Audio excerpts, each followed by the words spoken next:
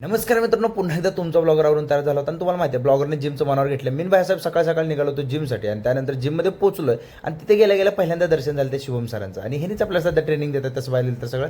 त्यासोबतच महत्त्वाचं काय, आमचं पते जे आहे ना ते बिस्किटचा पोडा घेऊन आलं ते खिशात. होय होय, बिस्किटचा पोडा खिशात घेऊन वर्कआउट चालू होता पोटाचा. कसं कमी व्हायचो.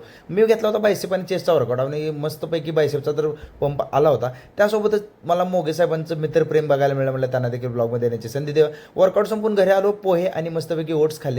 डाएट काय करत नाही पण थोडंफार खातोय. त्यानंतर आवरून तयार होऊन चाललोच होतो, पण उसाला तोड लागले. म्हणलं अक्षय कुमारचा तो डायलॉग आठवला मला, पैसा ही पैसा होगा. आणि अशा डायलॉगनुसार का नाही आपल्या उसाला तोड लागले. त्यामुळं परत पोचलो तो गुलट मालकांकडे आणि इथं त्यांचा रस्सा मारायला चालू तेव्हाच मला ते भेटायला आलते. आणि ही जी ब्रँड बनवला आहे ना गुलट्याचा वाडा हॉटेल, ही लय मोठा ब्रँड आहे. स्वतः चालक मालक आहे.